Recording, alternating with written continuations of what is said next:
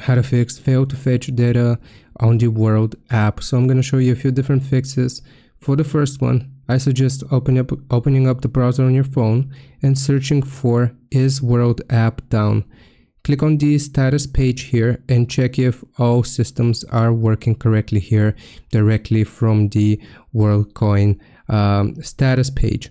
So here, if it says that it's working, it's nearly everything is working, then this means that the issue is going to be on your end, and now we will attempt to fix it.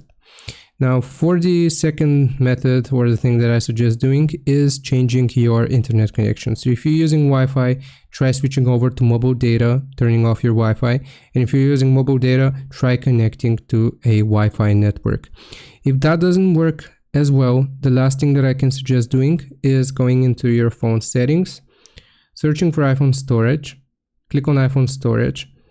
Here we will need to sort by name, and you want to find the Worldcoin app here in the W section. So we're going to search for W. You want to find the World app. You will offload the application, then you want to reinstall the app, and that should fix the issue. I hope this helps. Leave a like and sub, and I'll see you next time.